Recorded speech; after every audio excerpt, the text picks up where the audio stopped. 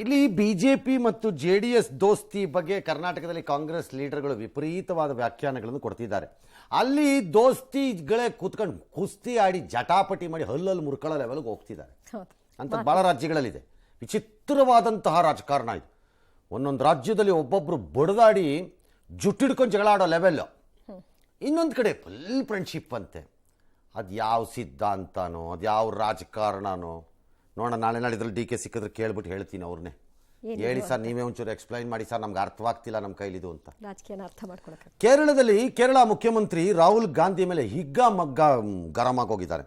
ಅಲ್ರಪ್ಪ, B J P ಮೇಲೆ fighting ಮಾಡ್ರಿ ಎಲ್ಲರೂ ಉತ್ತರ ಭಾರತದಲ್ಲಿ ಪಕ್ಕ ಸರಿಯಾಗಿ ಪಟ್ಟಿ ಹಿಡ್ಕೊಂಡು ಅಂತಂದರೆ ಇಲ್ಲಿ ಬಂದು ಪುಕ್ಕಟ್ಟೆ ಸುಲಭವಾಗಿ ಗೆಲ್ಲೋ ಐಡಿಯಾ ಮೇಲೆ ವಯನಾಡಿಗೆ ಬರ್ತಿದ್ದೀರಲ್ಲ, ಇದೇನಾ ನಿಮ್ಮ ದೋಸ್ತಿ ಅಂತ ಹೇಳ್ಕೊಂಡು ಚೆನ್ನಾಗಿ ಜಾಡ್ಸಾಕ್ಬಿಟ್ಟಿದಾರಪ್ಪ ಹಿಡ್ಕೊಂಡು. ಹಾಂ, ಏನು ಮಾಡೋದು ಅದಕ್ಕೀಗ? ಅಲ್ಲಿ ನಿಮ್ಮ ತಮ್ಮ ವೆಸ್ಟ್ ಬೆಂಗಾಲಲ್ಲಿ ಮಮತಾ ಬ್ಯಾನರ್ಜಿ ಕಾಂಗ್ರೆಸ್ಗೆ ಓಟ್ ಕೊಡಬೇಡಿ, ಯಾಕೆ ಕಾಂಗ್ರೆಸ್ಗೆ ಕೊಟ್ಟರೆ ಬಿ ಜೆ ಪಿ ಕೊಟ್ಟಂಗೆ ಕೊಡಬೇಡಿ ಓಟನ್ನ ಅಂತ ಅವರು. ಮಮತಾ ಬ್ಯಾನರ್ಜಿ ವೆಸ್ಟ್ ಬೆಂಗಾಲ್ ಬಾರ್ಡರ್ ಕ್ರಾಸ್ ಆದ ತಕ್ಷಣ ಕಾರ್ ನಿಲ್ಸು ಅಂದ್ಬಿಟ್ಟು ಎಲ್ಲಿದ್ದಾರೆ ಕಾಂಗ್ರೆಸ್ನವರು, ಹಲೋ ಮೈ ಫ್ರೆಂಡ್ ಅಂತ ಓಡಾಡ್ತಾರೆ. ಒಳಗೆ ಹೋಗ್ತಿದ್ದಂಗೆ ಕೋಲ್ ಹಿಡ್ಕತ್ತಾರೆ. ಎರಡು ಪಕ್ಷಗಳದ್ದು ಹಂಗೆ ಒಂದೊಂದು ಕಡೆ ಒಂದೊಂದು ಎಂತ ಎಡಬಿಡಂಗಿ ರಾಜಕಾರಣ ಇದು ಅನಿಸುತ್ತೆ ಒಂದೊಂದ್ಸರಿ. ಅಂದರೆ ಇದೇ ಇಲ್ಲ ಅದಕ್ಕೆ ಒಂಥರ ಅದೇನಪ್ಪ ವಿಚಿತ್ರ. ಏನೇ ಆಯ್ತಪ್ಪ, ನಿಮ್ಮ ಇಷ್ಟ, ಬಡದಾಡ್ಕೊಳ್ಳಿ, ಯಾರು ಬೇಡ ಅಂದು.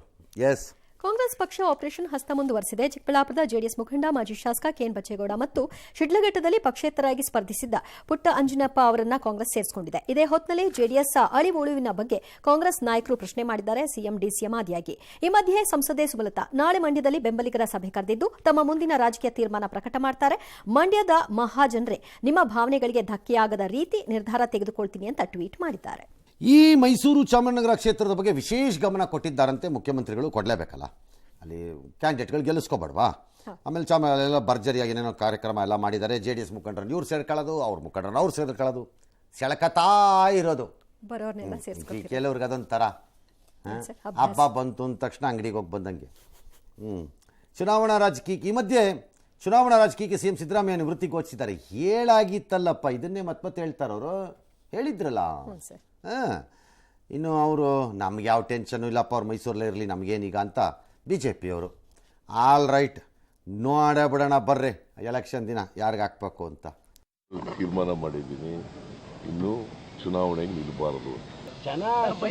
ಆಯ್ತಪ್ಪ, ನೀನು ಹೇಳಿದ ನೀತಿಗಳಕ್ಕೆ ನನಗೆ ಈಗ 77 ವರ್ಷ, ನನಗೆ ಇನ್ನೂ 4 ವರ್ಷ ಟೈಮ್ ಇದೆ. 4 ವರ್ಷ ಟೈಮ್ ಅಂತಂದ್ರೆ 81, 82 ಆಗ್ಬೋದು. ಆರೋಗ್ಯನೂ ಇರೋದಿಲ್ಲ, ಮತ್ತೆ ಹರ್ಷದಿಂದ ಕೆಲಸ ಮಾಡೋಕ್ಕಾಗಲ್ಲ. ವಿತ್ ಎಂಥೂಸಿಯಾಸಮ್ ಕೆಲಸ ಮಾಡೋಕ್ಕಾಗುತ್ತಾ? ಸಾಕು. ನನಗೆ ವಯಸ್ಸಿನ ಅನುಭವ ಆಗೋದು ಯಾರಿಗೆ? ನೀನಿಲ್ವ ನನಗೆ. ಸಿಎಂ ಬಂದಿರುವಂತದ್ದು ಕ್ಷೇತ್ರ ಟಫ್ ಆಗ್ತಾ ಇದೆ ಅಂತ ಅನಿಸ್ತಾ ಇದೆಯಾ ಇಲ್ಲಿ ಸಿಎಂ ಕೂತಿರುವಂತ? ಇಲ್ಲ, ಅವರು ತಮ್ಮ ಕೆಲಸ ಅವ್ರು ಮಾಡ್ಕೋತಾರೆ, ನಾವು ನಮ್ಮ ಕೆಲಸ ಮಾಡ್ಕೋತಾರೆ. ಅಂದ್ರೆ ಏನು ಪ್ರೆಷರ್ ಜಾಸ್ತಿ ಆಗುತ್ತೆ ಅಂತ ಅನಿಸ್ತಾರೆ, ಯಾಕಂದ್ರೆ ಅವ್ರ ಕಾನ್ಸಂಟ್ರೇಷನ್ ಜಾಸ್ತಿ ಆಗಿದೆ. ಇಲ್ಲ, ಅವರು ಅವ್ರ ಪಕ್ಷದ ಕೆಲಸವನ್ನು ಅವ್ರು ಮುಂದುವರಿತಾ ಇದ್ದಾರೆ, ನಮ್ದು ನಾವು ಮಾಡ್ತಾ ಇದ್ದೀವಿ ಅಷ್ಟೇ. ಮುಗೀತಪ್ಪ ಕತೆ. ಅವ್ರ ಕೆಲಸ ಅವರು, ನಿಮ್ಮ ಕೆಲಸ ನೀವು, ಅಲ್ವೇ? ಎಲ್ರಿಗೂ ಅವರದೇ ಸ್ಟ್ರಾಟಜಿ. ಆಯ್ತು. ಎಸ್, ಲೋಕಸಮರದಲ್ಲಿ ಟಾಕ್ ವಾರ್ ಜೋರಾಗ್ತಾ ಇದೆ. ಬಳ್ಳಾರಿಯಲ್ಲಿ ತಮ್ಮನ್ನ ಸೋಲಿಸುವ ಸವಾಲು ಹಾಕಿದ್ದ ಸಚಿವ ನಾಗೇಂದ್ರಗೆ ಬಿಜೆಪಿ ಅಭ್ಯರ್ಥಿ ರಾಮುಲು ತಿರುಗೇಟನ್ನ ಕೊಟ್ಟಿದ್ದಾರೆ. ಮಧ್ಯರಾತ್ರಿ ಹುಟ್ಟಿದ ನಾಯಕರೆಲ್ಲ ಹಾಗೆ ಮಾತನಾಡ್ತಾರೆ ಅಂತ ಹೇಳಿದ್ದಾರೆ. ಬಳ್ಳಾರಿಯಲ್ಲಿ ಕದನವನ್ನ ಕೌರವ ಪಾಂಡವರ ಯುದ್ಧಕ್ಕೆ ಹೋಲಿಕೆ ಮಾಡಿದ್ದಾರೆ. ಬಿಜೆಪಿಯ ಶೆಟ್ಟರ್ ಅವರನ್ನ ವಲಸಿಗ ಅಂತ ಬಿಂಬಿಸ್ತಾ ಇರುವ ಬೆಳಗಾವಿ ಕಾಂಗ್ರೆಸ್ಸಿಗರಿಗೆ ಬಿಜೆಪಿ ಟಕ್ಕರ್ ಕೊಟ್ಟಿದೆ. ಲಕ್ಷ್ಮೀ ಹೆಬ್ಬಾಳ್ಕರ್ ಮೂಲವನ್ನ ಕೆದಕಿದೆ. ಹೆಬ್ಬಾಳ್ಕರ್ ಖಾನಾಪುರದವರು, ಅದು ಉತ್ತರ ಕನ್ನಡ ಕ್ಷೇತ್ರದ ವ್ಯಾಪ್ತಿಗೆ ಬರುತ್ತೆ. ಆದರೂ ಬೆಳಗಾವಿಗೆ ಬಂದು ರಾಜಕೀಯ ಮಾಡ್ತಿಲ್ವಾ ಅಂತ ಪ್ರಶ್ನೆ ಮಾಡಿದ್ದಾರೆ. ಆದರೆ ನಾವು ಪರ್ಸನಲ್ ಅಟ್ಯಾಕ್ ಮಾಡಲ್ಲ ಅಂತ ಹೆಬ್ಬಾಳ್ಕರ್ ಸಮಜಾಯಿಷಿ ಕೊಟ್ಟಿದ್ದಾರೆ. ಅತ್ತ ಕಲಬುರಗಿಯಲ್ಲಿ ಪೋಸ್ಟರ್ ವಾರ್ ಜೋರಾಗಿದೆ. ಬಿಜೆಪಿ ಅಭ್ಯರ್ಥಿ ಉಮೇಶ್ ಜಾಧವ್ ಮಾಡಿರುವ ಅಭಿವೃದ್ಧಿ ಪ್ರಶ್ನಿಸಿ ಕಾಂಗ್ರೆಸ್ ಪೋಸ್ಟರ್ ಅನ್ನ ರಿಲೀಸ್ ಮಾಡಿದೆ. ಮಧ್ಯರಾತ್ರಿಯಲ್ಲಿ ಉಟ್ಕೊಂಡಿರೋಂಥ ನಾಯಕರಿಗೆ ಮಾತಾಡ್ತಾರೆ. ಆನೆಗೆ ಯಾವ ರೀತಿ ಮದ ಏರಿದನೋ ಆ ರೀತಿ ಮದ ಏರಿದೆ. ಕೆಲವೊಂದು ನರಿಗಳು ಕುತಂತ್ರಗಳನ್ನು ಮಾಡ್ತಾ ಇದಾರ. ಇದಕ್ಕೆಲ್ಲ ಕಾಲನೇ ಉತ್ತರವನ್ನು ಕೊಡಬೇಕಾಗಿದೆ. ನಾವು ಕೌರವರು ಪಾಂಡವರು ಅಂತೇಳಿ ಉಲ್ಲೇಖನ ಮಾಡ್ತಾರೆ. ಬಹುಶಃ ಅದಕ್ಕೋಸ್ಕರ ಚುನಾವಣೆಗಳು ಆಗಲಿ. ಜನ ಆಲ್ ರೈಟ್, ಅವರು ಒಂದು ಹೇಳ್ತಾರೆ, ನೀವು ಒಂದು ಹೇಳ್ತೀರಿ, ಹೇಳ್ಕೊಳ್ಳಿ. ಬಟ್ ಈ ವಲಸೆ ಪಾಲಸೆದನ್ನ ಮಾತಾಡ್ದವ್ರಿಗೆಲ್ಲ ಹೇಳ್ತೀನಿ, ಜನ ಸಿಕ್ಕಿದ ಕಡೆ ಕ್ಯಾಕರ್ಸ್ ಹೋಗಿಬೇಕಪ್ಪ. ನನ್ನ ಪ್ರಕಾರ ಏನಕ್ಕೆ ಮಾತಾಡ್ತೀರಿ? ನಿಮ್ಮ ಎಲ್ಲ ಪಕ್ಷಗಳಲ್ಲೂ ಎಲ್ಲರೂ ವಲಸಿಗರೇ. ನೀವು ರಾಹುಲ್ ಗಾಂಧಿ ವಯನಾಡಿಗೆ ಬಂದಿರೋದಕ್ಕೆ ಏನು ಹೇಳಬೇಕು? ಅದು ಪಿಣರಾಯಿ ವಿಜಯನ್, ಲಕ್ಷ್ಮೀ ಹೆಬ್ಬಾಳ್ಕರ್ ಕಳಿಸ್ರಿ, ಹಂಗಾರೆ ಕೇರಳಕ್ಕೆ ಉತ್ತರ ಕೊಟ್ಟು ಬರಲಿ. ಯಾಕೆ ಬಂದ್ರು ಅಂತ. ಯಾಕೆ ಬಂದರು ಅವರು ಅಂತ. ದರ್ ಇಸ್ ನೋ ಇದು ಅದನ್ನ ಯಾರು ಉಳಿಸ್ಕೊಂಡಿಲ್ಲ ಈಗ. ಹಾಗಿಲ್ಲ ಅದು ಲೆಕ್ಕಾಚಾರ. ರಾಜ್ಯದ ಒಳಗಡೆ ಇರೋದನ್ನು ನೀವು ವಲಸೆ ವಲಸೆ ಅನ್ನಕ್ಕೆ ಸ್ಟಾರ್ಟ್ ಮಾಡಿಬಿಟ್ರೆ ಸರಿ, ಇನ್ನು ನಾಳೆ ಜಿಲ್ಲೆ ಒಳಗಡೆನೂ ಇರೋಂಗಿಲ್ಲ, ಕಾನ್ಸ್ಟಿಟ್ಯೂನ್ಸಿ ಒಳಗಡೆನೆ ಮನೆ ಇರಬೇಕು ಅಂತೀರಿ. ಆಮೇಲೆ ಬೇಕಾದ್ರೆ ನೀವು ಅಲ್ಲಿಗೆ ಲಿಮಿಟ್ ಮಾಡಿ ವಲಸೆ ಎಲ್ಲಿಂದ, ಪಕ್ಕದ ಕಾನ್ಸ್ಟಿಟ್ಯೂನ್ಸಿಯಿಂದ. ಹಂಗಾಗಲ್ಲ. ವಲಸೆ ಪಲಸೆ ಪ್ರಶ್ನೆ ಬರಲ್ಲ. ವಲಸಿಗರು ಕರ್ಕೊಂಡು ಬಂದು ಗೆಲ್ಲಿಸುವಂತಹ ಹಳೇ ತಂತ್ರ ಮಂತ್ರ ಪರಿಪಾಠವನ್ನು ಪ್ರಾರಂಭ ಮಾಡಿದ್ದು ಯಾರು ಮೇಡಮ್?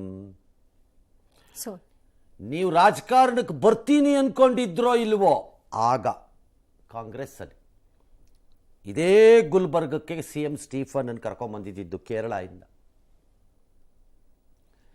ನಿಮ್ಮ ನಾಯಕರೇ ಆಗಿದ್ದ ಧರ್ಮಸಿಂಗ್ ಕೈಲಿ ರಾಜೀನಾಮೆ ಕೊಡಿಸಿದ್ರು ಅವ್ರನ್ನ ಗೆಲ್ಸೋಕ್ಕೋಸ್ಕರ. ಇವತ್ತವ್ರು ಯಾರಿಗೂ ರಾಜೀನಾಮೆ ಕೊಡಿಸಿಲ್ಲ, ತೆರವಾಗ್ತಿರೋ ಸ್ಥಾನಕ್ಕೆ ಬರ್ತಿದ್ದಾರೆ ಅಷ್ಟೇ. ಶೆಟ್ಟರ್ ರಾಜೀನಾಮೆ ಕೊಡಿಸಿ CM ಸ್ಟೀಫನ್ ಅನ್ನು ಕರ್ಕೊಂಬಂದು ಗೆಲ್ಸಿದ್ದು ಆ ಕಾಲದಲ್ಲಿ. ಇವತ್ತು ಹೆಮ್ಮೆಯಿಂದ ಸೋನಿಯಾ ಗಾಂಧಿ ಮತ್ತು ರಾಹುಲ್ ಗಾಂಧಿ ಹೋಗಿದ್ದ ಕಡೆಲೆಲ್ಲ ಸಭೆಯಲ್ಲಿ ಹೇಳೋದೇನು, ಚಿಕ್ಕಮಗಳೂರು ನಮಗೆ ಜೀವ ಕೊಟ್ಟಿದೆ ವಾಪಸ್ಸು ಅಂತ. ವಲಸಿಗರಲ್ಲವೇ ಅವತ್ತು ಅವ್ರನ್ನ ಗೆಲ್ಲಿಸ್ದಾಗ ಚಿಕ್ಕಮಗಳೂರಲ್ಲಿ? ಸ್ಟಾಪ್ ದಿಸ್ ನಾನ್ಸೆನ್ಸ್, ಈ ವಲಸಿಗರು ವಲಸಿಗರು ಅನ್ನೋದನ್ನ. ಆಪ್ನ ಮಂತ್ರಿ ಸಂಜಯ್ ಸಿಂಗ್ ಅವರಿಗೆ ಸುಪ್ರೀಂ ಕೋರ್ಟ್ ಇವತ್ತು ಲಿಕ್ಕರ್ ಕೇಸಲ್ಲಿ ಡೆಲ್ಲಿ ಗವರ್ನಮೆಂಟ್ ವಿಚಾರದಲ್ಲಿ ಬೇಲನ್ನು ಕೊಟ್ಟಿದೆ. ಈ ಮಧ್ಯೆ ಆ ಸರ್ಕಾರದ ಇನ್ನೊಬ್ಬ ಮಂತ್ರಿ ಆತಿಶಿ ಹೇಳ್ತಿದ್ದಾರೆ, ನನ್ನನ್ನು BJPಯವರು ಕರೆದ್ರು, ಬಾ ಸೇರ್ಕೋ, ಇಲ್ದಿದ್ರೆ ಅರೆಸ್ಟ್ ಮಾಡಿಸ್ಬಿಡ್ತೀವಿ ಅಂತ ಹೇಳಿದ್ರು ಅಂತ ಅವರು ಪ್ರೆಸ್ ಕಾನ್ಫರೆನ್ಸ್ ಮಾಡಿ ಹೇಳ್ಕೊಂಡಿದ್ದಾರೆ. ಗೊತ್ತಿಲ್ಲ ಅದು ಏನಾಗುತ್ತೋ ಏನೋ ಮುಂದೆ. ಈಗ ಸದ್ಯಕ್ಕೆ ಇದಿಷ್ಟು ಅಲ್ಲಿಯ ಬೆಳವಣಿಗೆ.